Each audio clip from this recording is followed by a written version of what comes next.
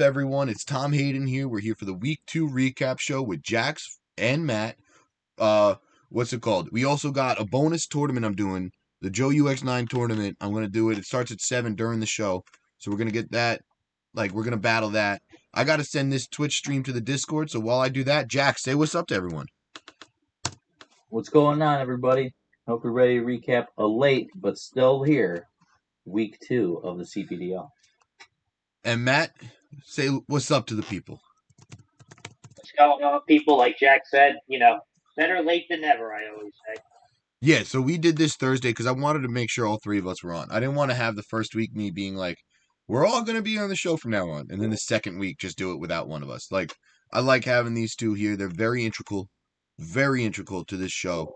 So that's why I was like, you know what? You can't do it till Thursday. I can't do it Monday, Wednesday. Tuesday don't work either.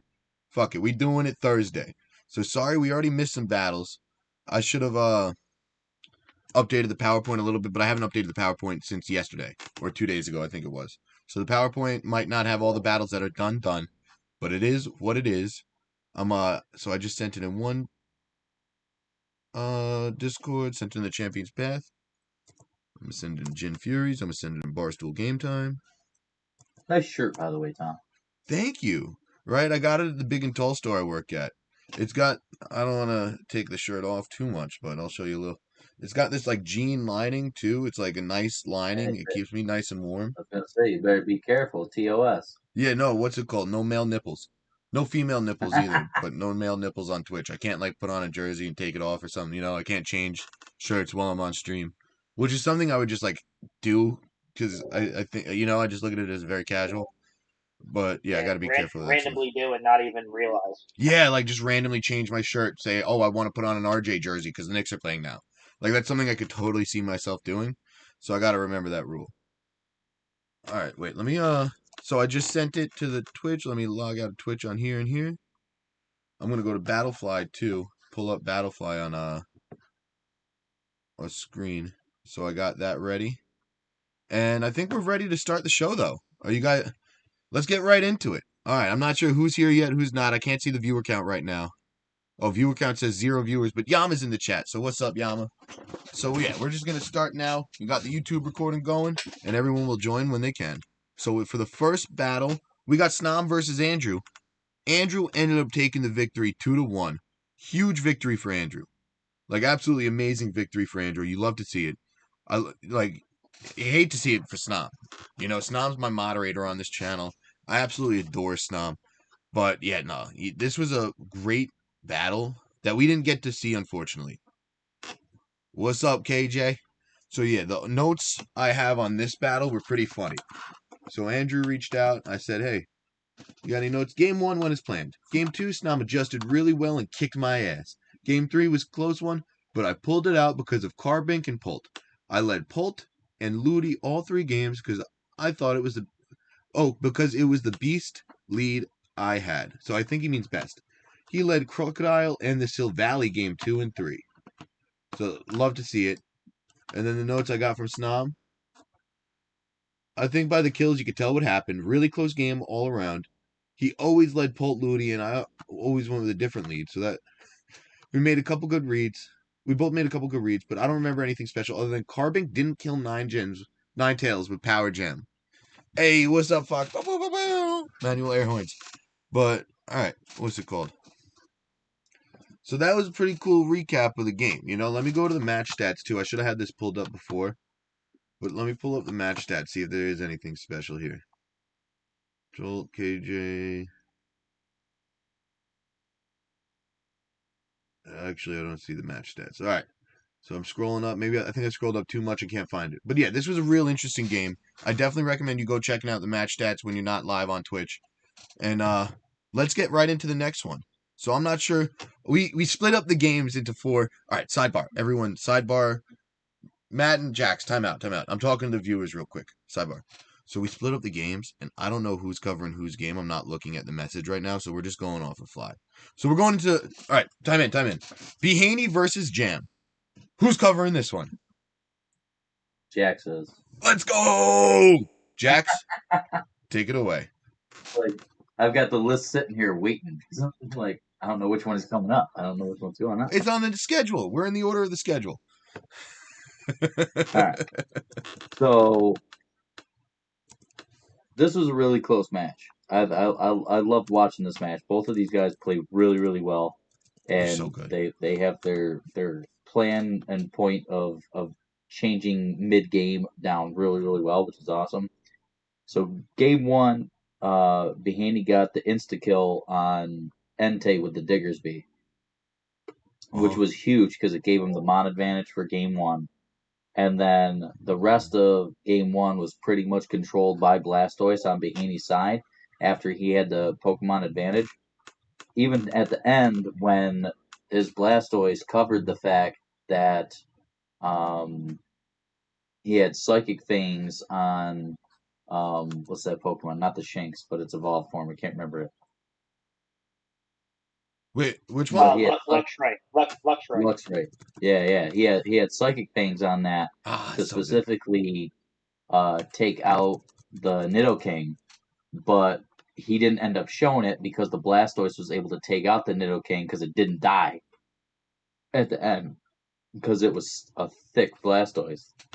And then game two, Jam made the adjustment and was able to completely control the match for game two with the Mandibuzz. Being able to gain life, being able to foul play, being able to taunt what he wanted to, and stuff. It was able to stay on the field the entire game, and in the end, it ultimately is basically what won That the Mandibuzz? the whole thing. Yeah, the Mandibuzz. It controlled the entire game two. Was definitely MVP of at least game two, Holy and then moly. game three, it was all close match. They were going back and forth up to the point where Jam got a para on Behaney's Umbreon, and then when he got the para on his Umbreon, he decided to keep Alecki in because he did it with Alecki. Okay. He kept Alecki in to take out the Umbreon and made that a priority of taking that out, which unfortunately for him allowed Behaney to get enough damage on the Alecki to where it put it in danger of being taken out late game. Oh, And I see. then Behaney with his Volcarona was able to get the speed advantage in the late game, and then Jam ended up still bringing it back. It was a really close match, and then Behaney ended up getting a critical crit with the Blastoise A critical that crit. ended up because it would not have taken out Nidoking by itself.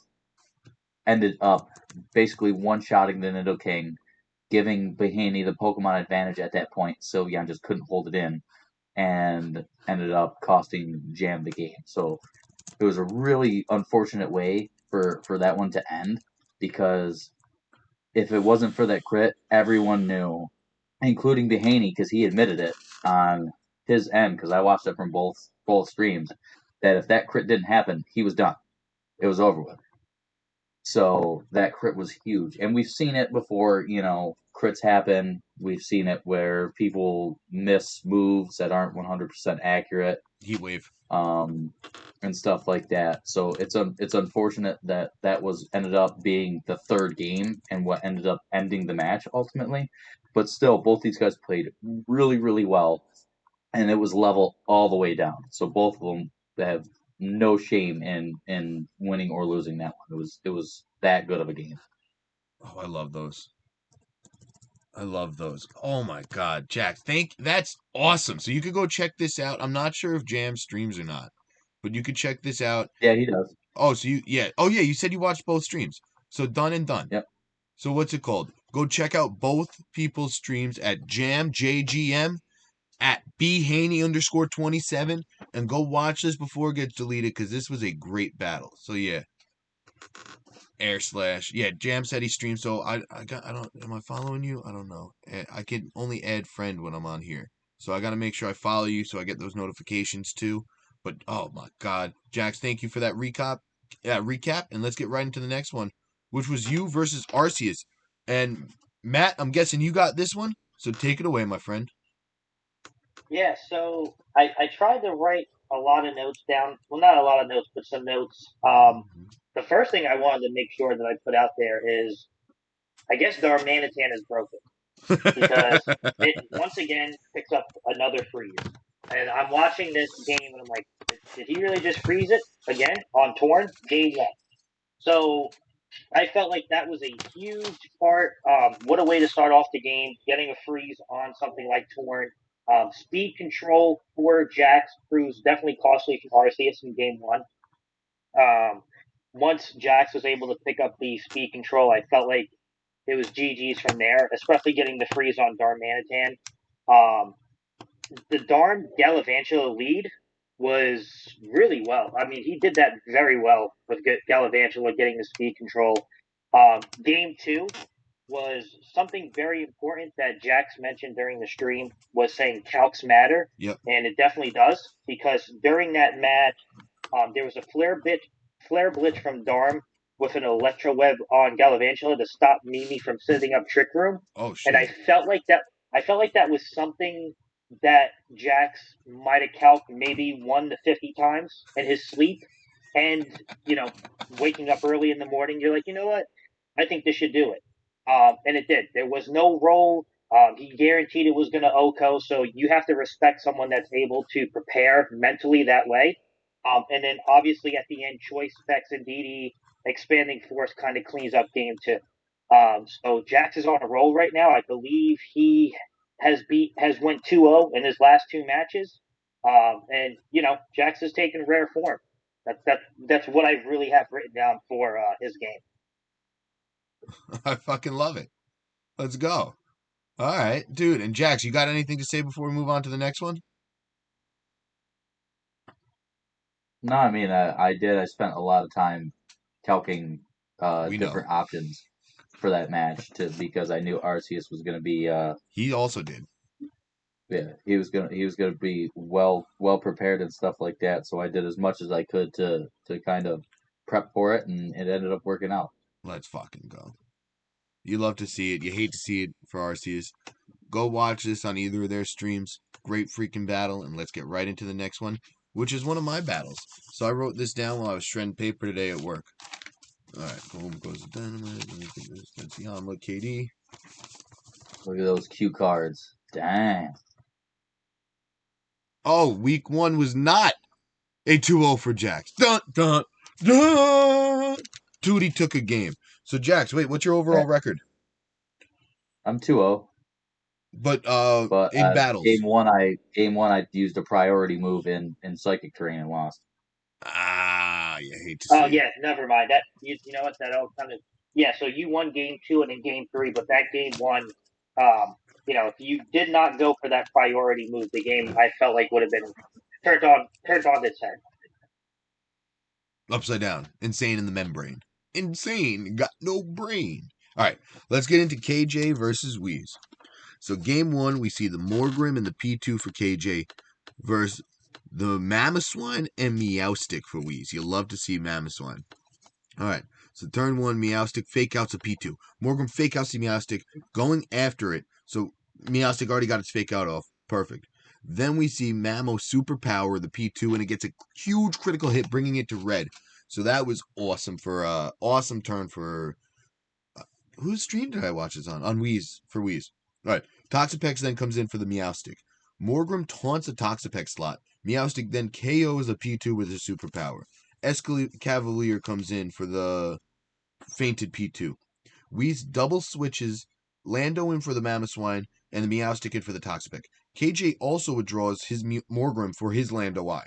So there's a Lando T for Wheeze and a Lando I for KJ. Then Escavalier Ironhead into Lando T. Turn 4, we see Lando come back out from Morgrim. Meowstic fake outs into, I can't read my handwriting. Lando U-turns the Morgrim, and Mamoswine comes back in at that point. Turn 5, Lando comes in. Morgrim fake out to Lando. Meowstic reflects and Escavalier Ironheads, and it still does like a nice chunk of damage for a -2 from Intimidates. What's up, Silver? How you doing? And it's the Escavalier's Ironhead is -2 through a reflect, and it still did a nice amount of damage. So then we see turn 6, KJ withdraws the Escav for the Lando I. Meowstic light screens at this point. Morgrim taunts, and Lando T U-turns Morgrim. Mamoswine comes back in. Toxapex comes in for Meowstic. Morgrim fake outs a Mamoswine. Mamoswine icicle crashes Lando, KOing it. And Escavalier comes back in for KJ. Then we see the Mamoswine switch out again.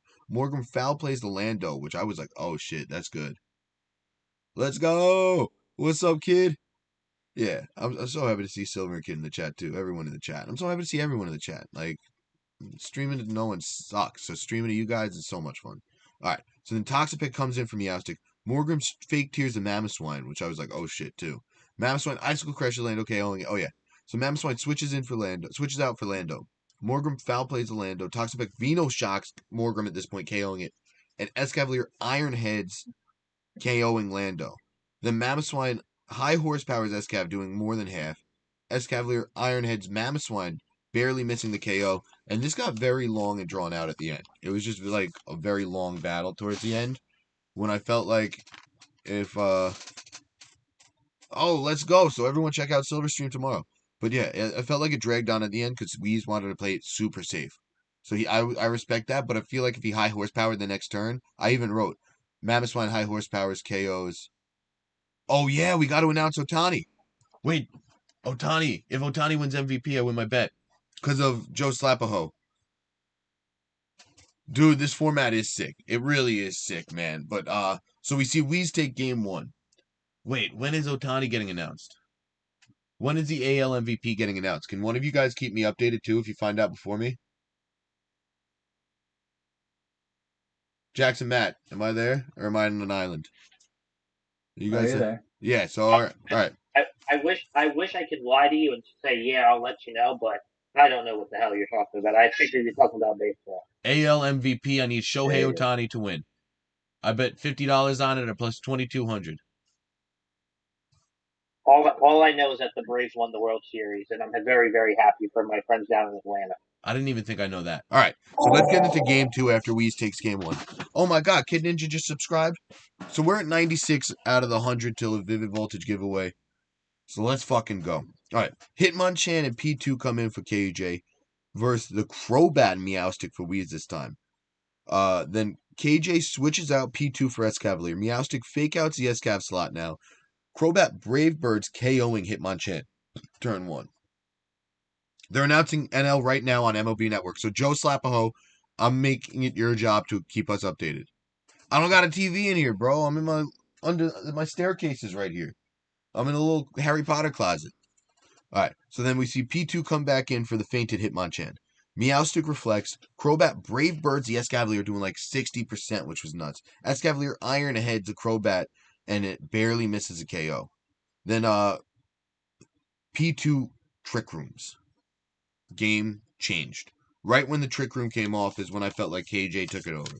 All right. So Coco comes in for Meowstic. Escavalier X scissors it, and Coco tanks it. I didn't realize, like, I like that bug fairy interaction. Bryce Harper won NL MVP just now. Congrats, Bryce Harper. P2 Ice Beams a Crobat, taking it out. Turn 4, we see Meowstic come back in, fake out P2. Escav Iron Heads Coco. Coco Volt Switch, KOing Escav. Lando comes in for the Coco, and Feeney comes in for KJ. And then Wee says, 1 second while I go grab my cat, which made me laugh a lot. Turn 5, Meowstic light screens, P2 tri attacks, Meowstic, and Lando sludge bombs Feeney, and Feeney scalds Lando. Nothing KO'd. They all did a nice little chunk, but nothing significant, to where I was like, oh my God, it does over 60%. No, nothing like that. So then we see Meowstic reflect, P2 ice beams Lando, and Lando lives, but it's frozen solid. It lived on like 5 HP because there was a light screen up. I think P2 is not plus special attack, it was plus attack, and then the intimidate, so it was neutral. And then Feeney scalds Meowstic at this point. Meowstic reflects, Feeney scalds, KOing Lando, P2 Trick Rooms, and Coco comes back in, but it's over. That was my game 2 notes. And that was a great game for KJ. The use of Trick Room in this one was so phenomenal, how he was able to use it so well. Like, I was very impressed. I was very impressed with how he used Trick Room. Then, what time is it? Oh, notifications? Alright. Perfect. So, game 3, P2 Escav for KJ versus Coco Meowstic for Wheeze. Meowstic fake outs a P2, Coco T-bolts a P2, Escav X-Scissors bringing Meowstic down to its sash on turn 1. Meowstic comes out for the Lando, Coco Volt switches into P2, Meowstic comes back out, the Escavalier Iron Heads the Meowstic KOing it, and P2 gets a Trick Room up. At this point I was like, oh god, this ain't looking great for Wheeze, just because once KJ gets the Trick Room up, he was able to control the battle last time. So let's see if it happens again, was my exact thought. Crobat comes in, Escavalier Ironheads the Crobat. P2 then uses Recover. Lando EQs and Crobat Blade Birds, KOing the Escavalier. Then we see the Hitmonchan come in. P2 Ice Beams Lando, KOing it this time. Hitmonchan Ice Punches the Crobat, KOing it. And Coco comes in, but this is over. P2 recovers. Hitmonchan Ice Punches, Coco Dazzling Gleams, and that happens again until the battle is over. This was a fucking fun one to watch. Definitely go watch it. You could go watch it at Wheeze, Weeese. So go check him out, man, on Twitch. He's awesome. And this was a really fun one to watch. I'm sorry I took so long doing it. I got super distracted in the middle of that one, too. So let's get right into the next one, which was probably my favorite battle of the week, because I'm very biased and selfish and egotistical. It was my match. So which one of you guys is going over this one? I am. Let's go! All right, so tell me about my match. All right, so as we kind of prepped for this, like the day before. Yes. I know I helped you out with a bit of a team comp for that. You did. No, you did very much. I love the move that you had with switching the King's Rock onto the Spectrier, because this match was kind of like the Spectrier Blaziken show going on. And just because the two crits that you had on the pre-arena game 1 and game 2 basically allowed you to pick up an extra move onto it, which at the same time allowed you to pick up mon advantage. Mm-hmm. And I mean, Alpaca's team unfortunately is a little so weak to fire. Yeah. That it's so weak to fire that the Blaziken, once it gets a speed boost up and it's able to go ahead of everything that Alpaca has, as long as you can stop Trick Room or wait Trick Room out or negate it, with that speed boost, it's going to go ahead of everything, and it's going to pretty much, other than the Primarina, I mean, it handles almost everything on his team. He led Ice, Fire and Fighting are both super effective against Ice, so you can take your pick on that. If you're worried, like I think you said in game 1, you might be worried about the switch into the Bronzong because the Bronzong could be heat proof. Well, at that point, you can just use a fighting move on it and still do somewhat effective damage that comes into it too. So it's the combination of those two, especially for Alpaca's team, is really, really difficult to deal with, especially once the Blaze King got going and was able to pick up a head of steam. But your ability to use the Spectrier to start off the second battle and kind of deal damage back and forth to Pokemon, and weaken them with the snarls and stuff like that, weaken their damage output, just was that much more effective for once it got taken out, being able to bring in the Blaziken, get that speed boost going, and then counter sweep the team. So unfortunately for Alpaca, it was kind of a quick 1-2. Yeah. But that's not to say that he can't bounce back from it. I think that he's got a decent team. So Alpaca has such a good roster. I think he has to look hard at the Pokemon that are left and make a couple of changes. And try to come up with a little bit more of a cohesive dynamic on his team going forward for the rest of the season if he wants to have a chance to make it in the playoffs. I think he's such a good battler and such a good team builder. He'll be able to turn it around. But yeah, his roster's scary to go up against, man. Like, prepping for it, I was like, I don't know what I'm going to do. I'm still not as familiar with my roster as I want to be. Like, I find myself using the same Pokemon over and over, wanting to use the same Pokemon over and over. So, like, going into this, I was very nervous after KJ kicked my ass. I was like, fuck, man. I didn't want to go into the season 0-2. You know, like I didn't want to start a 6-week season 0-2. So I was glad. I was very happy I was able to take this win. And yeah, let's get into the next one, man. This was a fun one. You can watch it on this channel right here, and then on the YouTube listed right here, Tom Hayden. Search Tom Hayden Pokemon, or you'll get the Tom Hayden who helped out the Chicago 7, the one that married Jane Fonda, R.I.P. But yeah, let's get into the next one. All right, so we got Tutti versus Turtle, and who's got this one? The honor of this match, and honestly, I think this might have been game of the week. Ooh, I don't know. I don't know if you guys watched this game, not yet. I will now. but yeah, I would definitely watch this game. So a little bit more in depth with this one because I actually wanted to make sure that I had the notes correct. So game one, 2D leads Rangaroo and Ensign. A great trick room lead because you have the pressure of fake out with Ensign, and also Rangaroo does not get faked out, I believe. I think Inner one of its focus. abilities prevents it from getting faked out. Yeah, it's Another inefficient. Correct. So what 2D can honestly do is no matter who Turtle leads, if he can feel which Mon has the taunt, he can just go for the fake out on the taunt and then set up trick room. So that was a nice thing. Also, Orangaroo, I believe, ran mental hurt. So there was really no way of stopping that setup of trick room. He was Turtle policy. He was policy Rangaroo, wasn't he? was he? Yeah. So if he, yeah, so I'm pretty sure it was weakness policy, but keep on going on with Turtle. He leads Rilla and Como. Como Iron Defense, great tech, especially in this series. Oh yeah. Because Como definitely it's bulky enough, and then when you add Iron Defense, and then you'll see it later on when body presses and KOs Insane. Next turn, we find out that Orangaroo Psychic on Como does about 75% damage, so something to kind of keep in mind going forward.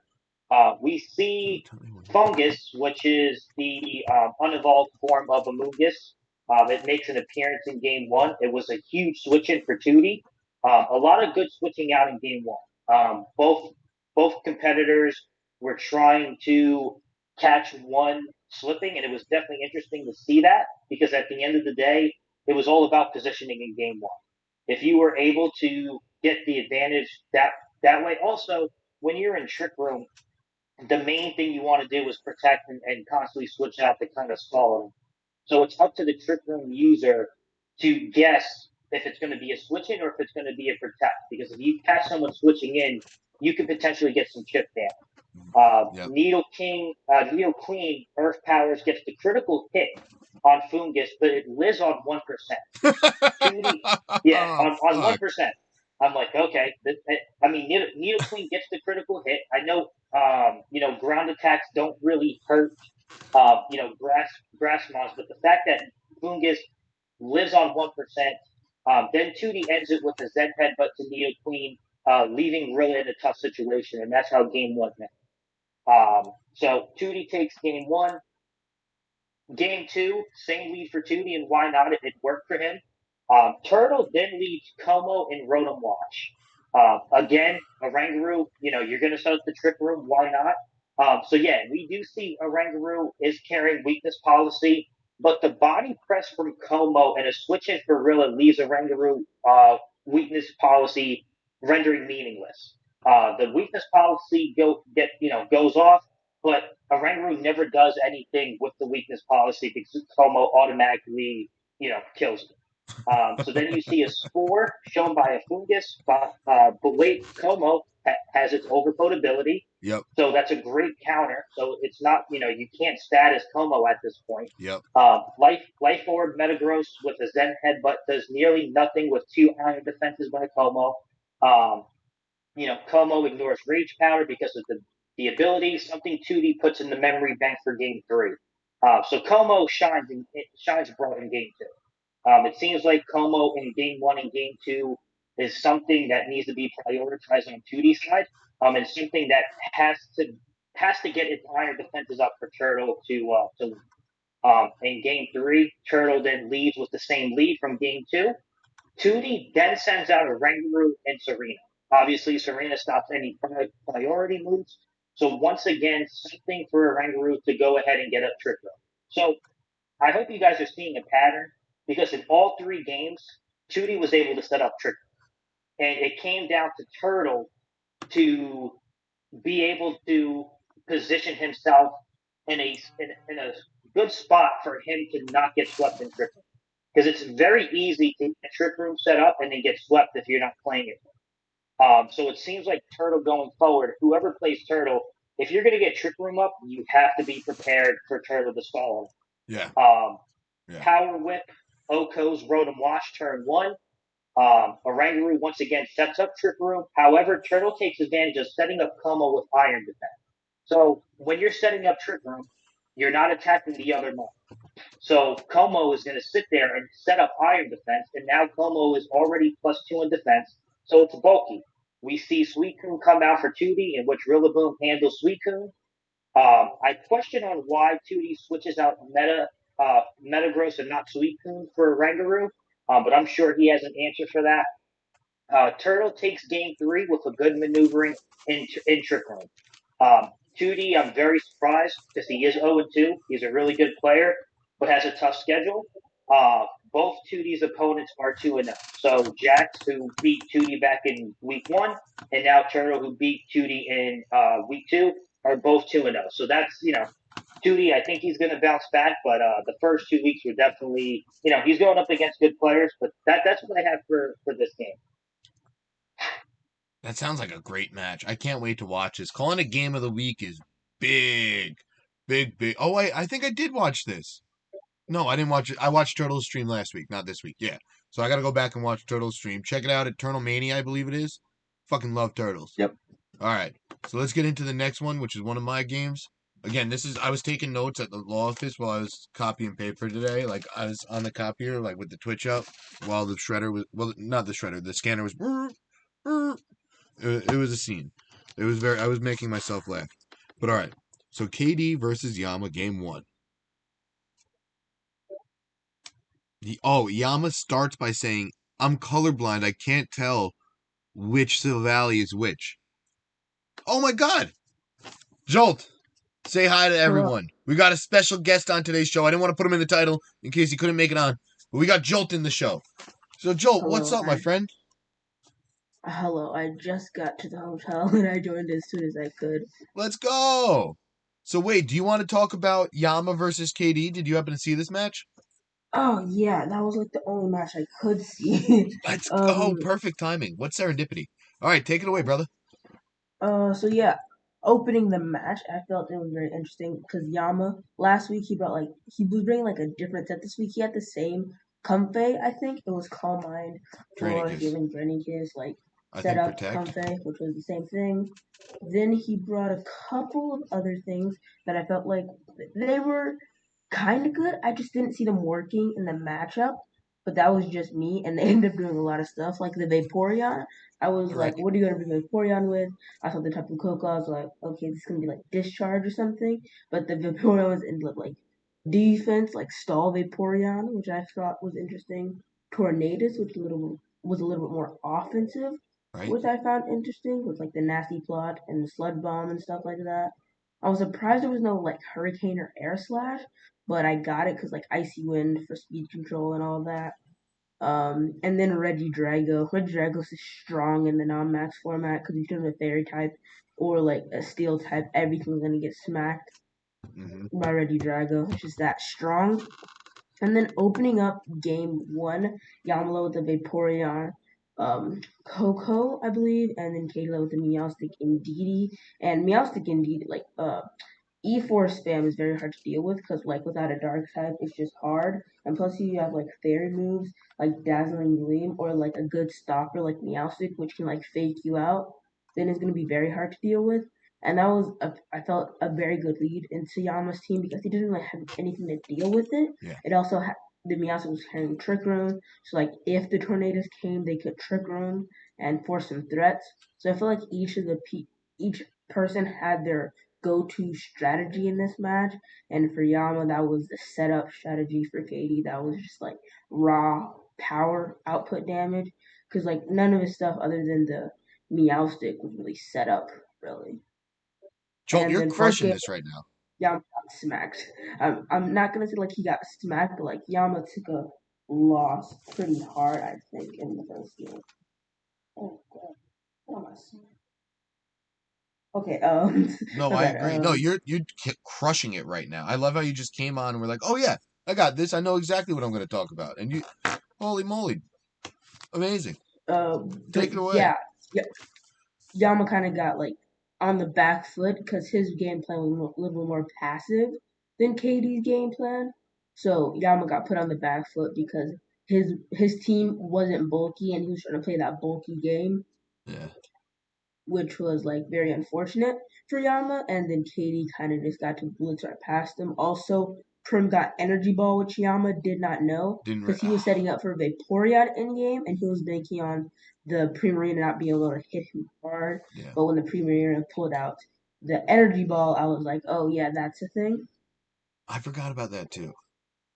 Yeah, like I always remember that Primarina has energy ball because I always want to go to my bulky water type and be like, hey, you're a bulky water type, just go on Prim for me, and then they just pull out energy ball, and I'm like, oh yeah, that exists.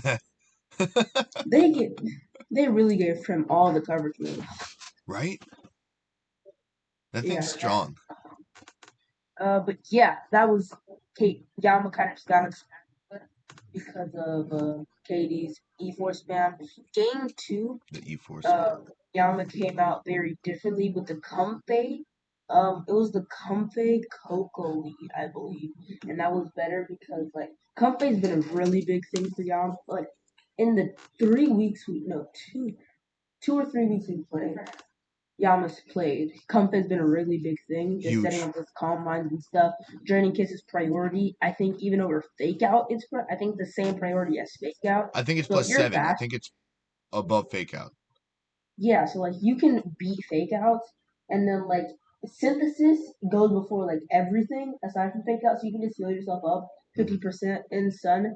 Oh God, if someone paired Comfey with Sun, they could just heal themselves up 175% with Synthesis. Priority six, priority times three. So you're Oh giving Yama God. ideas now. I love it.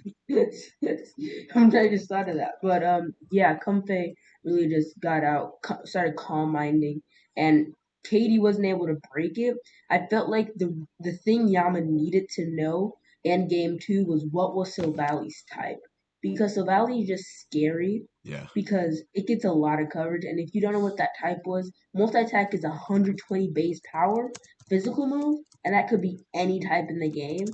So like that would have been like I feel like he was right in bringing that electric because Yama boosted the electric with Coco, Yep. and then he really had no other way to hit Vaporeon other than that multi attacks. And it really had to make Yama think, am I going to bring Coco? Because like I don't want to lose That's Terrain what Wars to the Meowth to the Indeedee, but I also don't want to help kill my Vaporeon. But yeah, Comfey stood up Calm Minds, and it forced KD to focus on the Comfey. Comfey, it didn't get that many kills on the stat sheet, but it really forced KD to do something about it, so it didn't get that many kills. And Fox just corrected us in the chat. I was wrong. It is the same priority bracket as Fake Out. So yeah, if you have to be faster for it to do some stuff. Crazy. All Crazy, but right, still, it's faster than most. and then I think at the end of game three, it was I think Comfey was around the entire game, I believe. I think Kobe was on the entire game, and then that Journey Kiss. Oh yeah, the end game for Yama was Comfey Coco, Yes. and the end game for KD, I believe, was Silvally Prim. No, it was Silvally Prim, but then Prim kind of died, so it was Silvally Lando at the end, I believe. Yes. And at that So point, it was yeah, over.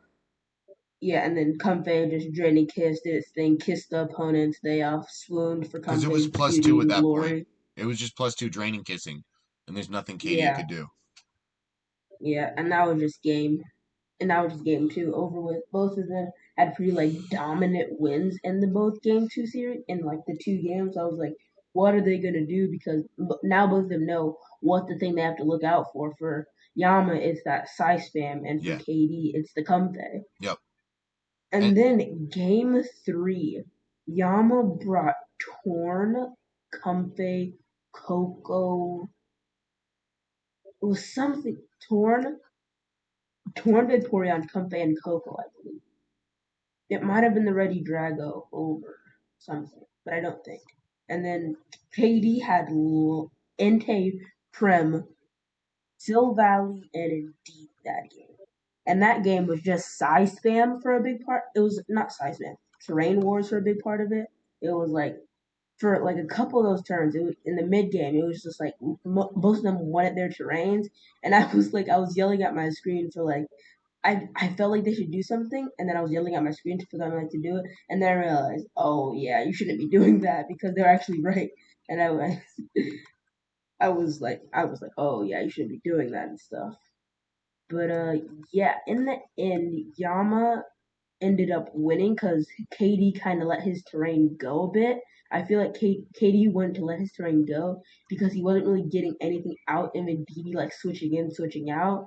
Because like he wasn't really getting anything out of it, and every time Yama switched in, he had a chance to like Nature's Madness or something. Yep. Because he wasn't doing it like immediately, He wasn't but doing any like damage. Katie was just losing the battle, and so he Slowly. just kept he was just kept he kept on losing the battle slowly. So he kept in the end trying to get a hit off, maybe said tripping him or something.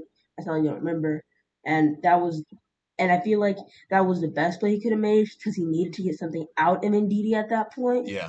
And then leaving the electric train up would help for the Vaporeon because Vaporeon was kind of set up at this point with awkwarding and stuff. So he knew that electric up so Silvally could just multi-attack that thing and try to kill it. Yeah, no.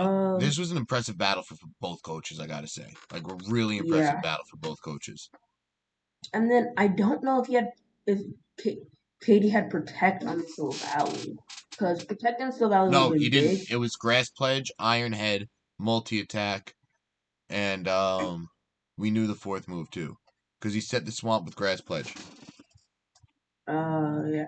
Oh, he brought the swamp. I Yeah, he completely brought the forgot swamp. about that. So it was a swamp, Multi Attack, Iron Head, and wait, I just threw out my notes. But then like game 3, it came down to like Vaporeon was really like Yama's early strategy. KD I felt like was focusing more on we gotta stop the Comfey, so we're gonna bring a lot of physical attackers Yeah, like Entei, Silvally. We're gonna bring like those physical attackers to be Comfey, and Yama was like, I'm bringing Vaporeon this time, and I'm just gonna set up Vaporeon and get the Coco, and then that was just it because Coco provided really good damage, and Vaporeon were just really too bulky to beat at that point. So but yeah, Yama ended up winning a very hard and long battle. this was a really fun one to watch. Like, this was a really fun one to watch. Like, Mm-hmm. I had a good time watching this one at work today. Well, I was, what's it called, copying papers and scanning papers all day. But all right, Joel, do you got any last words before we move into the next match? GG to both coaches. It was a very fun match to watch while I was on my long car trip. All right. And let's get into the next one, which is Jade versus Pengy. Jade was able to get the 2-1 victory, and who's covering this one? Jax I didn't. is. Let's go, Jax! All right. So my notes on this were it didn't get streamed because Pengy doesn't like the way that Jade streams through Messenger, Why? and Pengy lost because of Parahex again. Oh, That's it. no. Wait, what does that mean? He just doesn't like when the matches are streamed? Yeah, no, I guess he thought it was like a sketchy thing that maybe he could have screen sniped him or something. I don't know. Okay, so yeah, He no. explained it to Jade that he was uncomfortable with Someone somebody else. else streaming the match for Jade. Oh, he thinks maybe they could help Jade or something. Yeah, I don't know. Yeah, all right. But he was uncomfortable with it. I offered to stream it, but Pengy was uncomfortable with it. So I mean that's fair. If you're No, that's uncomfortable with it, fair. it is what it is. No, You that's know. I should be more considerate of other people's feelings sometimes because I never thought that would be an issue. Yeah. So I gotta. That's one of those moments where I'm like, okay, you know what, Tom, you gotta think about other people more sometimes and consider, Apparently, he's had problems with people. I guess like he said like I guess sniping him or something like that before. So he didn't like that. being a possibility, I guess, in this, which is cool.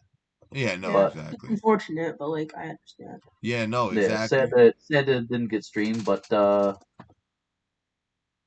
hey, must have been a close game. It was 2-1 victory, and Shohei I Ohtani know won Jade, AL MVP. Sorry to interrupt you.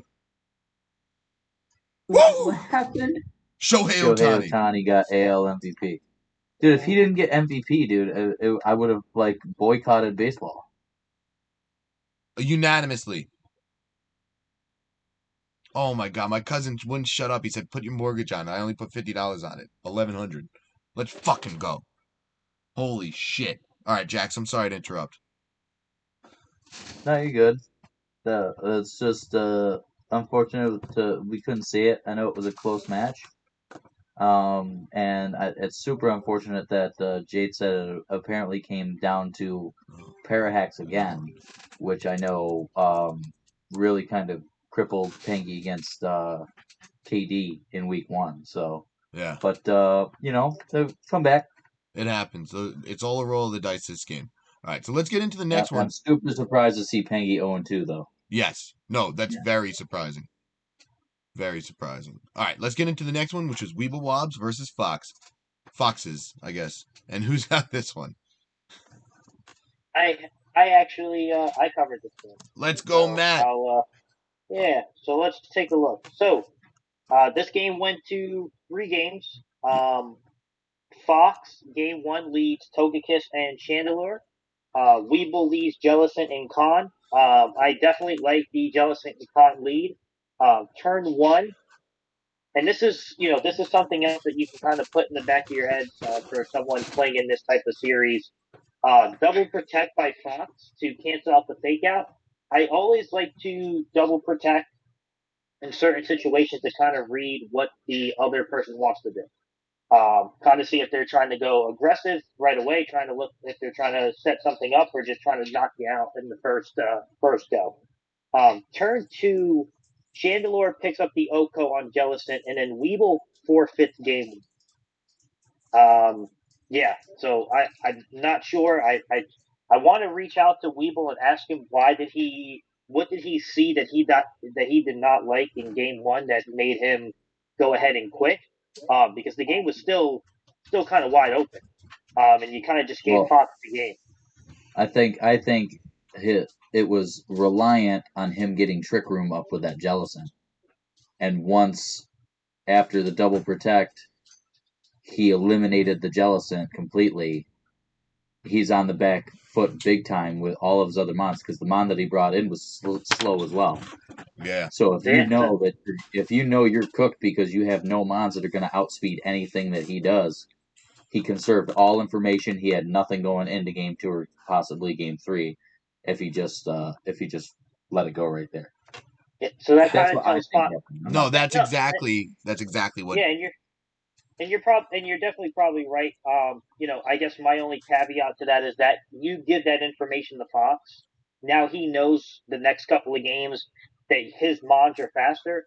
So if all he needs to do is stop your trick room, he automatically wins, and that's kind of what I got watching game 1. Yeah. But obviously, that didn't really affect game 2 because Fox leads Togi and Slowbro.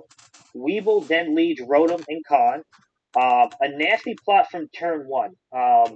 It's always hard to get a setup up, but the minute you do get something set up, especially in this format, you can start knocking stuff out. Rotom picks up the KO on Slowbro in turn 2. Turn 3, Rotom continues, pretty much just starts wrecking everything. Picking up another KO, this time on Togi. Costly miss on turn 3 from Fox. His Dragonite misses a Hydro Pump on Rotom. Also, Jellicent now sets up Trick Room. So now you have turn 4, Jellicent gets in on the action. Oko's Chandelure. Khan seals it up with a Body Slam to take out Dragonite. Weeble locks up game 2. So now you have game 3. Fox goes back. Fox actually leads Chandelure and Excadrill. Definitely an interesting lead. I definitely like the way he played this one out. Weeble says, you know what? Game 2, I led Rotom and Khan, and it worked for me, so why not go for it again? But this time Fox was prepared. That's just kind of the temperament to Fox, because if he sees something that works against him, most likely, certain players are going to go back to that same lead. And depending on what type of player you are, like you're playing that game out, but you're also storing that in the back of your mind if there is a potential game 3. Mm-hmm. So now you kind of see Fox was prepared. So now, right off the bat, Fox swaps out Excadrill and picks up the KO on Jealous. So that once again stops Weeble from setting up so same lead from game 2. Fox prepared. There was some swapping going on. I believe Weeble swapped in Jellicent, and Excadrill was able to pick up the KO. So that was definitely interesting on Weeble. Then you have a Metagross goes for an Iron Head on Togi, leaving Togi on 14% health. That just tells you how bulky Togekiss is, especially in this type of format, because Metagross gets to stab with Iron Head, and usually if you're running Metagross, you're almost running a Shet where it's 252 and Adamant. Next turn, Fox goes for the double protect to scout what Weeble wants to do for a potential game plan. And then Fox steals up game 3 with a high horsepower from Excadrill onto Rotom, and a flamethrower from Chandelure to Metagross. And that's how it gets wrapped up there. And that's all she wrote. Wow. That sounds like a fun one, too. Those games... I mean, my main takeaway is Weeble wanted to go for Trick Room. Yeah. And if he got Trick Room up, he would be in a really good spot. But, it's kind of like college basketball. You live and die by the 3, and it looks like Weeble lived and died by the Trick Room. If he wasn't getting Trick Room up, it was going to be hard for him to pull out a win. And you kind of seen that, in those 3 games. Exactly. Wow. All right. And we got anything else on this one before we move on? Let's get right into the next one then, which is Jolt versus Pops. Pops, you actually showed up right in time for this one. And Jax or Matt, who's got this one? Because I don't. I know I don't. Yeah, I've got this one actually. Done and done, So Jax. this Take was it a away. really interesting game because I think Pops had a really solid strategy. I mean, game 1, him with that Guzzlord really controlled the game and kind of dominated it. It was so bulky and it was able to hit everything so that he could learn Jolt's items with the knockoff. He took advantage of his own terrain very well. He had leftovers plus the grassy terrain, which was boosting Guzzlord's health back double at the end of every turn. So come towards the end of that game, he was learning moves. He was doing all right damage, but he was learning the items. He was learning the items. He was doing okay damage, learning the items, and still by the end of it, it had almost a full health Guzzlord. Yeah. So he kind of was able to really control that entire game 1 and took advantage of the Pokemon that Jolt brought. But when Jolt ended up in the second and third game, he made some really swift adjustments by pretty much consuming the leads kind of and doing enough effective damage to Pops' Pokemon that he was able to bring in Berserker in the back and use Berserker basically as a backdoor sweeper. Doing enough damage to the bulky Pokemon that Pops had to where he could bring it in and then target correctly. I mean, the targeting in second and third game was pretty on point, I think, from both players. And even Pops, when you're watching it on a stream, was like the only way that he can take certain Pokemon out would be to have the Berserker switch in and then be able to have the Berserker target the right Pokemon at the right time, which to Jolt's credit he did and was able to effectively remove Pokemon in quick succession in both games, pick up the Pokemon advantage at the end 2-1, and then once he picked up the Pokemon advantage at the end 2-1, he left the Pokemon that Pops had that couldn't really do much to Jolt's Berserker, which effectively was what scored him the win and the comeback win in both games. I don't know exactly what it was weird because you watched the first game and he controlled it and dominated so well with the Guzzlord, and then in the game and the third game, it almost appeared like he was doing the same thing in the beginning, and then Jolt had the right opportunity to switch in to his Pokemon and able to sweep real quick, get the Pokemon advantage, and then at the end up pulling away the victory. So it was a really close match. It was really fun to watch. I watched this like 3 or 4 times actually. So I love that. you You can know watch it at it Pops was it was it VGC. was it was a pretty entertaining match. It was kind of it was kind of like a mind meld to see the way that it swung from how extreme the first game was when Pops kind of won fairly easily. He knew what he was doing, knew that he was winning, and then the second and third game, at the beginning he was controlling things, but then it sort of evened up, and then Jolt came back and at the end of both the second and third game, and was able to pull out the victory. It was very cool. And Jolt, what do you got to say about this? Our special guest, we're talking about your match now. You got anything to say before we move on? Uh, I would like to say, Pops, can you please trade Guzzlord? I do not want anybody to have to go through the pain that I went through. Um, I put Disarming Voice on a Logan Raichu, and I was like, it's 4 times super effective. I'm just gonna smack the Guzzlord around. This will be fine. And then I get into the match, and I'm like, oh, yeah, the Guzzlord's setting up. It's fine. I'll just Disarming Voice when Raichu comes in. I bring in Raichu, and Disarming Voice approximately does like 5 damage, 5 HP. And at that point, I'm like, oh, all right. It was Well, then, hilarious too because Pops was like, he can't touch this Guzzlord at all. And then you came out with the disarming voice, and when you came out with when the animation hit the disarming voice, he goes, "Oh, there's that." But he had already amnesia twice, so it was like it wasn't doing much of Yeah, anything. That was a funny moment in that. and yeah. I did have input on this game because this kind of reminded me of the game I had with Jolt because there was a turn in the game where Jolt's Lilligant goes for a a sunny day, and I never exposed that I had Rain Dance on Lightheart, and the same time I go for Rain Dance, he goes for a sunny day, Oh, and I that was never very funny. exposed it. And I never exposed that. So, that was a really good read on Jolt. I mean, obviously going for a sunny day was risky, but it paid off for him. And that was the same thing in this game with him and Pops, because, Pops, what he was doing with his leads, it didn't make sense for Jolt to go Lilligant and Torkoal in game three, especially after what Pops was doing. And Pops said it on stream. If Jolt goes for this lead, I'm done for. But with the information that Pops already had going into game three, it didn't look like Lilligant and Torkoal was going to be a lead. So it was definitely interesting to kind of see that play out. You love it. And yeah, Jolt, like your matches are so much fun to watch when you're able to watch them.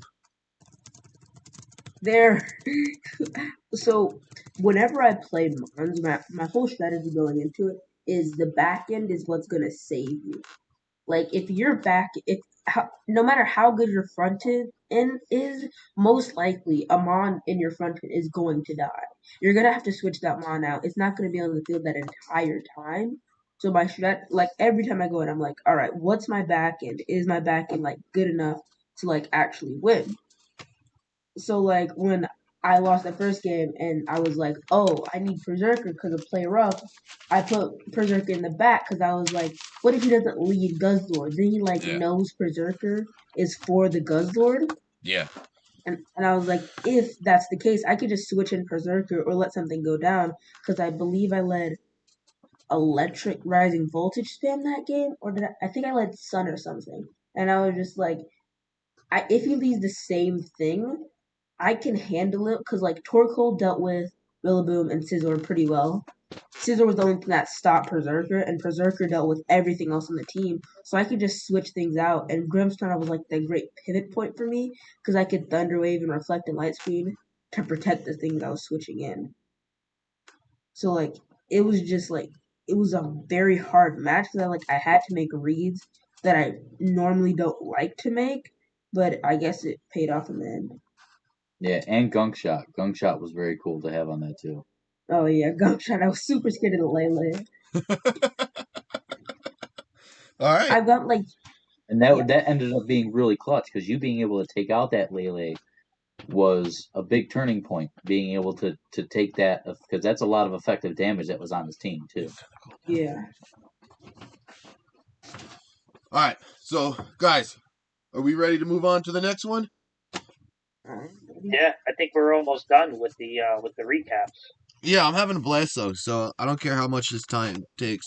I might also have to start my tournament battle too. I'm just getting a little cold, so I put on my deer coat. All right, and let's get into the next battle, which is Angelo versus Matt. I got this one. Let's fucking go. Arcanine and Lipard for Angelo, and no wait, what? I wrote Arcanine and Lipard for Arcanine. It looks like so. Arcanine and Lipard for Matt versus Raichu and Krokorok for Angelo. Braviary comes in for the Lipard. Croc EQ's doing like 50% to Arc. Discharge does like 50% to Braviary, and the Croc survived a CC from the close combat from Arcanine. That was huge. Braviary is full parried, which was huge. Raichu was able to clean it up before it attacked, and then Tojimadoro comes in next for Angelo. I kept writing. Wow, I kept fucking up your name in this. I think I kept writing Andrew instead of Matt. So then Angelo activates, actually plans to sack his Pelipper here. And then, what's it called? KD in the chat said he's going to call PETA because of that, which made me laugh way too hard. But then, what's it called? Togi fake outs a Raichu, preventing the discharge, and Arc misses a KO. Then Croc comes in, and it's over. 1 EQ cleaned it up, and Matt, you forfeited, right? Yeah, I wanted to, conserve as much Info. notes as possible. Yeah, I was hoping to do something different, and you kind of see it in game 2. Exactly. All right, so game 2. Yeah, I wrote Andrew instead of Matt this entire game for some reason, and now it's really messing my notes in my head. So I apologize for that. But that's just me being me sometimes. All right. So Feeny Lipard for Matt. Same lead, the Croc Raichu for Angelo. Lipard encored the Raichu into fake out, and the Croc EQ does so much. Angelo double swaps Pelipper and Celesteela. Matt switches out Lipard for Arcanine. Feeny Icy wins, which is great for speed control. Arc switches out for Tojimadoro. Feeny Icy wins again, and Scald does a nice amount, and sub Celesteela is scary. Feeny Icy wins again. Tojimadoro Zing Zaps KO and Pelipper. Selly heavy slams Feeny and does a solid chunk.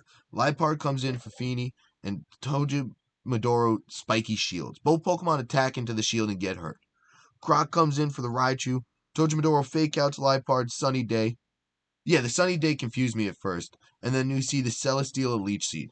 Then we see Lipard encore Selly into Leech Seed, which wasn't bad. He was like, oh, I kind of need Leech Seed. Did the PowerPoint just change without me looking at it? Oh, no.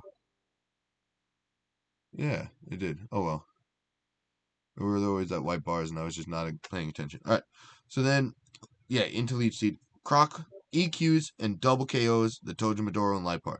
Feeny and Arc come in. The Arcanine protects.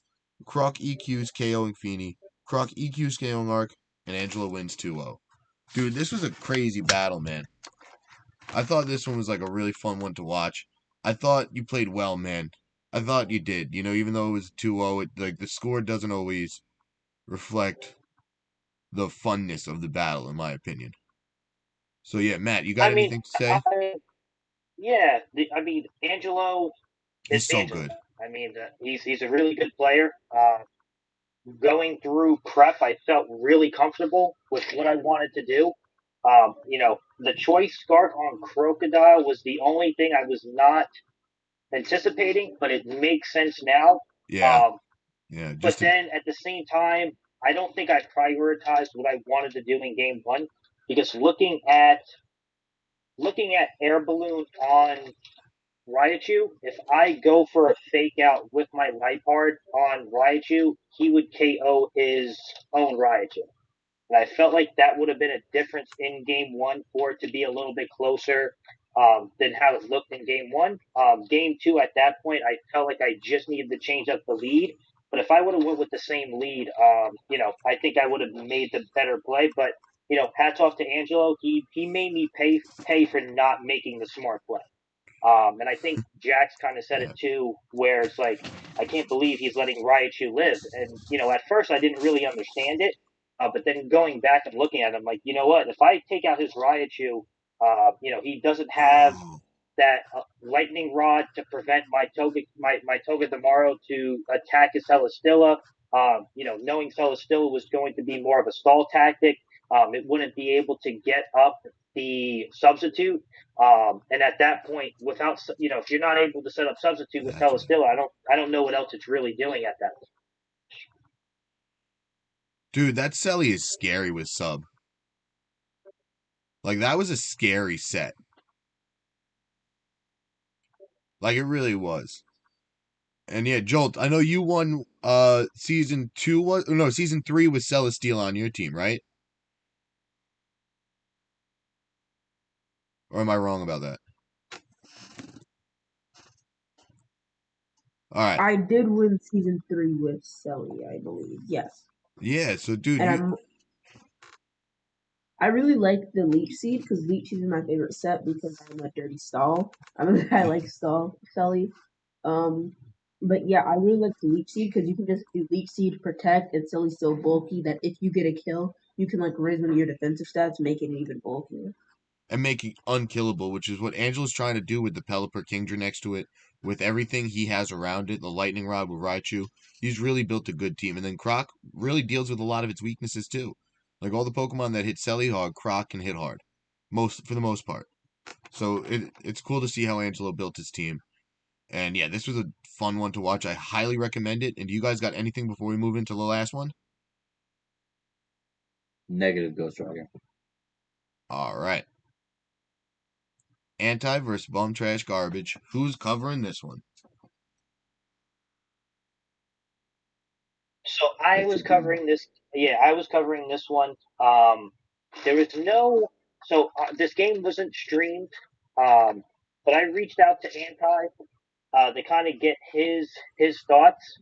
And simply put, and I'm copying what he wrote, what he wrote me, and I'm just gonna kind of go ahead and read what he had here. This should be funny. Uh, he said, honestly, even though I won, I think the main talking point should be about Bum's team. It is really holding him back, in his opinion. So Anti feels like Bum's team is holding Bum back as far as being a better player. This could be more of Bum not being comfortable with this type of series. So maybe he can make some trades. He says from his side, he bought standard sets on all his mons and honestly just kind of overwhelmed Does he know Bum does Trash. Anti know you're reading this right now?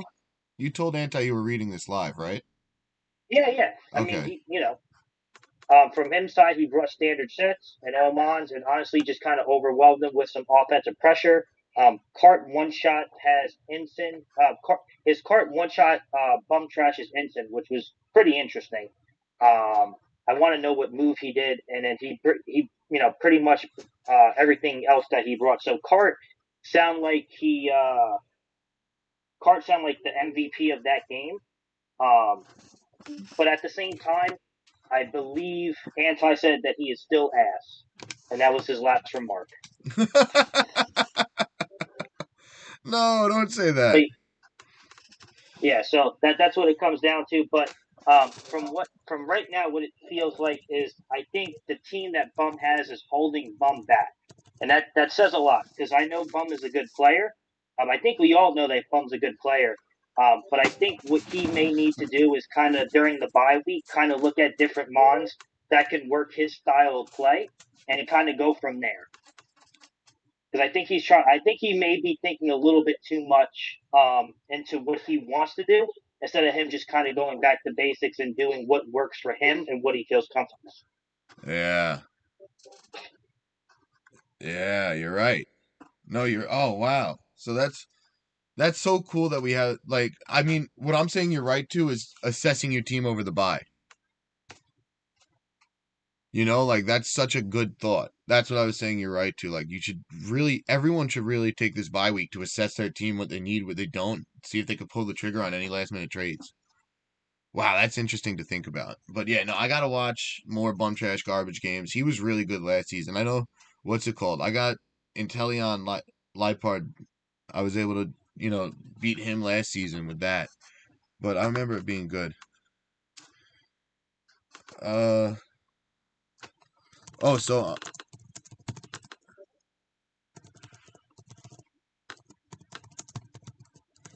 uh, on my battles at 720. I'm playing a Yvetal team. Oh wow. So that's cool. This is open team sheets for this tournament. But yeah, no, Bum's a good competitor, and Anti's not ass like he always says he is. He's really freaking good. So like you can't let him get going, and him getting a 2-0 is not surprising at all. He's just that good. And all right, guys. I don't know. I mean, if it walks like a duck, it quacks like a duck. It's not a mongoose. So, I mean, if Anti says he's ass, I mean, I'll take his word for it. I don't take his word for it. Not one bit. Nuh-uh. Nuh-uh. Nope. Oh, God. Yeah, I'm fucked. I'm fucked for this first match. All right, whatever. I'll figure it out. That's cool how it's open team sheets, but I know I'm fucked now. All right. So, Jax, you got anything on this one before we move on? Jax? What happened? You got anything on this match before we move on to the Pokemon of the week? No, I didn't see any of it streamed, or it wasn't streamed. I didn't see anything on it. But the match said so. Done and done. All right, wait. I'm gonna turn on my camera until I'm ready to start battling, and then I'll put the Pokemon thing back. Oh no, didn't mean to do that. There I am. All right, so let's get into Pokemon of the week. Yeah, let's get into Pokemon of the week, which was Angelo's Krokorok, which put in work and could have got more kills if Matt you didn't forfeit. It really could have, man. Like this thing was a beast this week. It really was. I couldn't believe how much work it put in. And Jax, what do you got on this Pokemon of the week? Well, I think that the Matt did a good job of preparing for certain things, but I think the crocodile was something that kind of counteracted what he did a lot to prep for, if that makes any sense. Yeah. And it was just able to output consistent damage. And like he said when he was breaking down the game, I said I was thoroughly surprised that the Raichu was left with the air balloon to be able to just spam damage that wasn't affecting the crocodile, and then Crocodile was just allowed to kind of spam damage that wasn't going to affect the Raichu because it had the air balloon. So they were just kind of buffering against each other and worked so well that just that consistent overall board damage did wonders for him in that match. And I want to say one other thing, and this kind of goes back to why Jax is, why calcs matter. Because throughout prep with me and Behaney, every other game, it was a roll on if I would OHKO Croak. And after I did not OHKO Crocodile in game one and he lived, I said, you know what? I really should have calced that better where I could OHKO it every single time. Like, it had to be a guaranteed OHKO, because if I wasn't OHKOing it, that thing was going to just tear through my team, even with the Intimidate on Crocodile. But yeah, going forward, like, I'm making sure my calcs matter going forward. Yeah.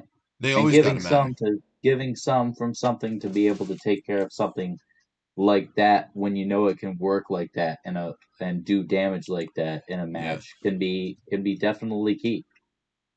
I agree with that. All right, so let's get into honorable mentions, which is one of my favorite Pokemon.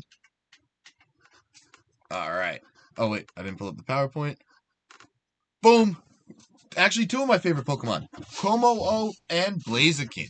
So, little behind the scenes into how we pick Pokemon of the week. I pick the best Pokemon for my team, or the Pokemon that killed me the most, and say, hey guys, this should be Pokemon of the week.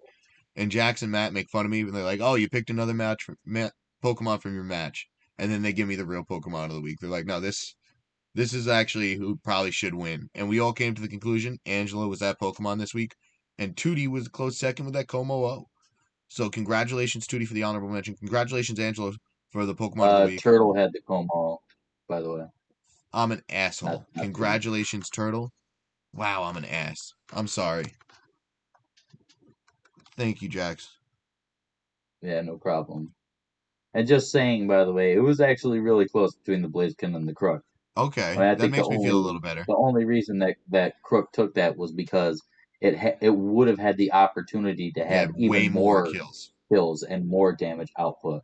But that 100%. Blaziken did do all sorts of work in your match against Alpaca as well. Oh, it's And so good. I like that too in the honorable mentions being really close to Pokemon of the Week because, like I said before, it could do it in the fire side or the fighting side. That typing was really crazy good into that team. It was. It really was. And he led the ice core, which was beneficial for me. But we talked about kill leaders. Let's get into kill leaders. And yeah, Matt, if you have to dip out at any time, don't worry about it. Just dip out. So we got Turtle and Como, Andrew and Dragapult, Jam and Sylveon. Oh, there's too many for me to read this week. I'm gonna just list them. And me and Blaziken, we all got first place in the kill leaders. Did I write down how many kills we got? I think it was 5, 4, 3. So I believe we all got 5 kills. Or it could be 6, 5, 4, but I forget. But yeah, these are our kill leaders of the week. It was a bunch of ties, so I'm not going to read them all. Yeah, you got tied for first. Because I also got tied for first. Yeah. Dragapult did work this week, Tom. So yeah, dude, we gotta. It did. It did. So let's get into the predictions leader. And who predicted Andrew to win? Oh, that's right, me. Because I knew Dragapult would put in work. So yeah, the best prediction was. Oh I God, also I also predicted Andrew to win though. did you? And I messed that up. Yeah, I switched it when we started prepping together. I messaged you Uh, about that. and I forgot to look at the message. So that's my mistake. So sorry about that. That's on me. So yeah, so Jax, you're actually 8 out of 11, so you beat me percentage wise now. Wow, all right. Yeah, so you beat me percentage wise. Kudos. But yeah, no, we had a lot of good predictions, and so Angelo was talking to me on the stream, and he said he's just going to predict what KD predicts every week, which is really funny. But I also said if there's a tie, I was just going to go by the rest of the season's predictions. So if they do tie, I'm just going to saw the box in half and give them each one half of a box, like that way. And that's Yeah, how I I'm going to love do it. that. When you said that, I was giggling. Yeah, that's going to be my plan of attack now because it just makes me laugh. That's, I think, the best way to go about it at this point. Hmm. Yeah. Yeah, so they get this ETB. Whoever gets a predict. Oh, I'm not on camera anymore. Wait, let me pick my team and then I'll show myself. Or am I gonna go down here? Yeah. So this ETB is the prize for the prediction winner. I think I'm leaving. No, I'm not leaving Calyrex on the bench. I'm gonna bring Indeedee second. All right. Sorry, I'm super distracted. I knew this tournament was gonna be way too distracting for me, but I'm doing it anyway. Let's get into the next slide, which is the standings for the Armored Conference. So we see You Jax. definitely left the Shadow Calyrex on the bench, by the way. I did. Yeah. No, I needed to. Yeah. What's it called? So You Jax, you're said at the you top. weren't going to. I needed to. I contradict myself constantly. I'm sorry. I'm very confusing. All right, there we go. So Venu Grimmsnarl. So he didn't lead Torkoal, but he could switch in Torkoal. Aleki and Didi. All right, and then we see Turtle at the top. So everyone's lost at least one round, which is cool. You know, and this was before I lost to Angelo. So now I'm 1-2. But yeah, no, this is a very close conference, I feel like. And I'm excited to see how this works out for the rest of the season and who's able to pull away and who's able to like do work, you know? What's going to happen for the rest of the season? I can't wait to find out. I think I'm going to airstream the Venu and Mystical Fire. Because airstream will go first unless he switches in Cole. Oh well. All right, so let's get into the next standings. And we see Angelo at the top. And Angelo actually got one game higher on the standings by beating me. We see Fox and Yama. Wait, I didn't read off the other. So yeah, let me read off all the 2-0 teams here. Jax, Turtle, Behaney, KJ. Congratulations, all four of you. That is not easy being 2-0 through 2 weeks. 1/3 of the season is done, and you're at the top. So be proud of that, Jax. And now Angelo, Fox, and Yama on the other side. Be proud of that. That's not easy to be 2-0. Like this 1/3 of the way through the season. So kudos to all of you. And yeah, I expect big things from a lot of these teams.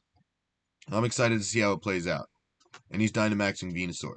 And are you guys ready to get into the week 2 matches, the predictions? Yeah, I am. Done and done. So let's fly through this too. And let's have a blast. Jolt, are you ready for this too? I guess, yeah. Let's go! All right. So match 1, we got Tutti versus Weeble Wobs. Jax, I'm going to go to you first. Who do you got in this one?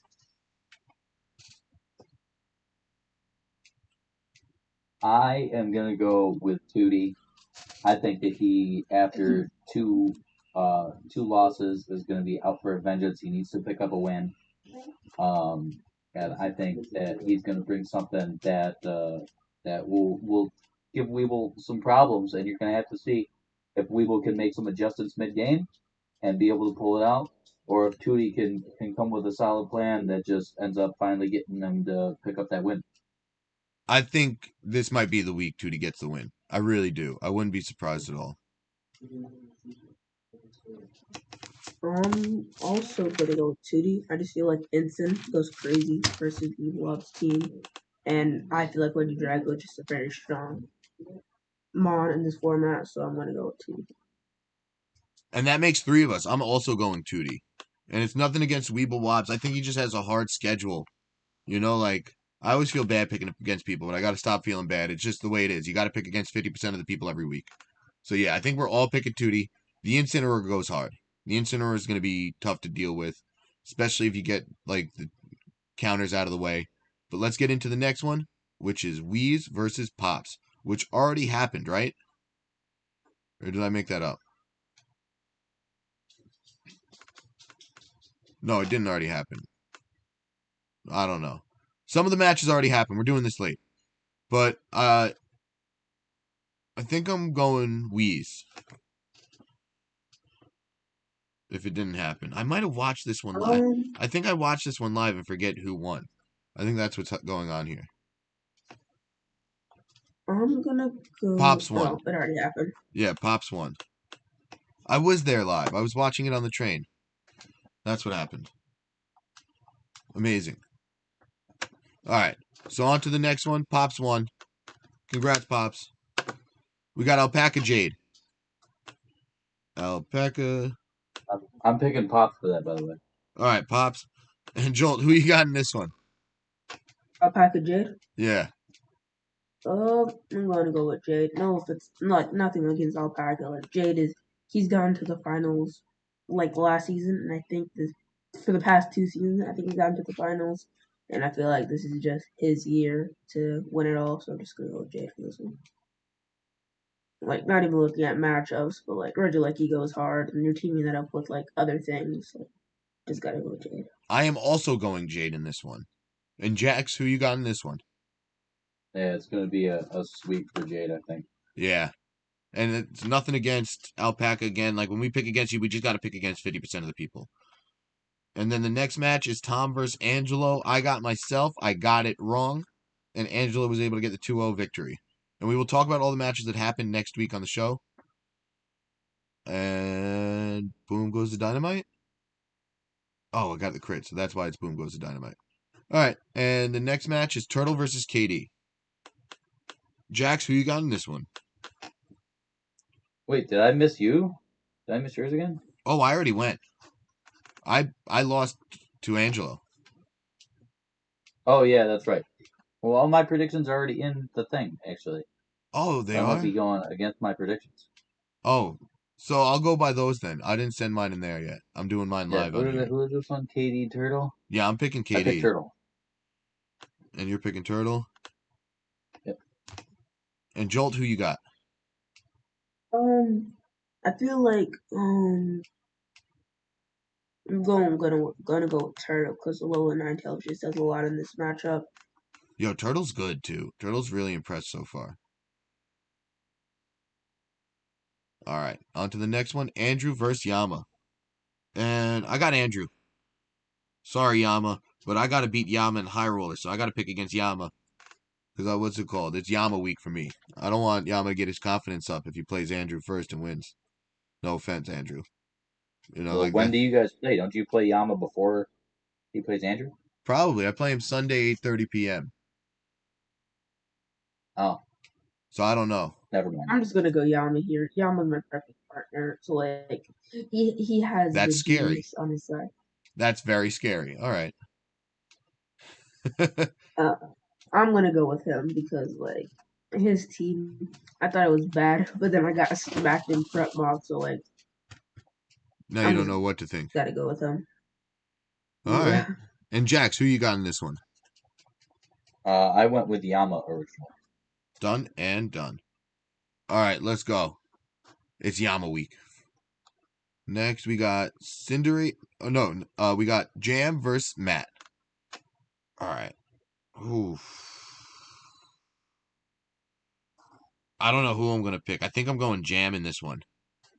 Jax, who you got in this one? Jam.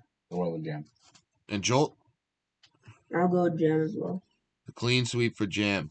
All right, so Matt, you got to prove us all wrong. And I lost the battle on the screen. The stream's down? Oh, Yeah, no. stream went down. Why'd the stream go down? That sucks. I don't know, but I reloaded it, and the only thing you can see is like a little box. There, you're back now. That's so fucking weird. No one else is even home. Like, I'm the only one home, too, so I don't know how that happened. Are we back? Let me know when we're back. So, Jax, you're saying we're back? Yeah, you're back on my screen. We back. All right. Cool. I guess I'm just doing too much. I guess that happens sometimes. You're back. All right. Thank you, guys. Sorry about that. Is this battle 2 out of 3?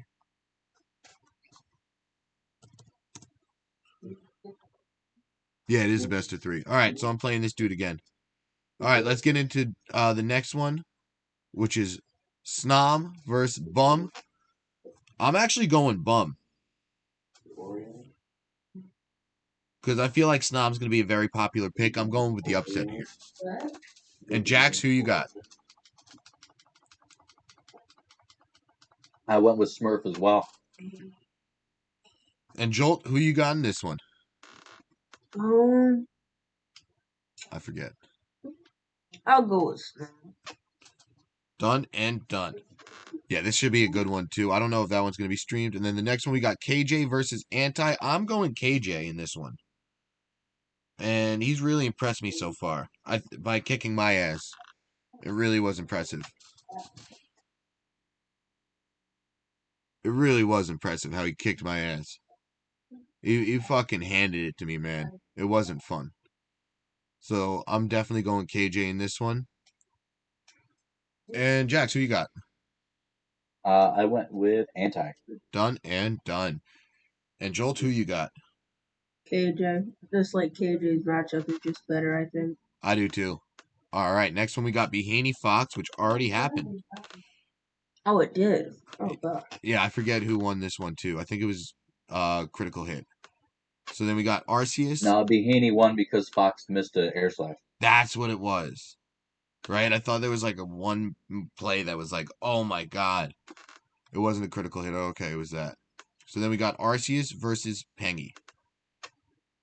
I got Pengy. I think, what's it called? He's going to get his first win of the year with this one. And Jax, who you got in this one? I picked Pengy as well. And Jolt? I'm going Arceus for this one. Arceus. Done and done. All right, we're flying through these. This is actually the last one we got. Jax, you don't pick your games. I'm picking you in this one, though. And oh, fuck, it's Jolt. So, Jolt, I'm guessing you're picking you? No, I'm picking Jax. All right. I am not looking forward to playing from this team this week. All right. So this one should be fun. This made me laugh. But all right, so that's all our matches this week. Congratulations to all our competitors. And here's my stream schedule for the week. Let me do a selfish plug right here.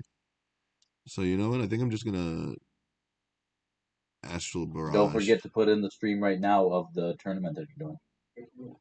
That's just continuing on here. I gotta go, so I'll see you guys later. I'll see you, man. It's always a pleasure, Joel. Thank you for joining us too. And Jax, thank you for always being here. I appreciate you so much. You're awesome, man. You know that? So Yeah, no problem, brother. You got anything else before we get out of here then? This bowl of pasta is fucking flame right now. My wife's amazing. So go eat your bowl of pasta, man. Enjoy. I'm gonna stay on streaming this tournament. And if anyone wants to stay and watch, please hang out. Let's have a good time. And if not, I understand. Go eat your dinner. Go do your things. And I'll catch you guys next time. All right. So I'm gonna actually end the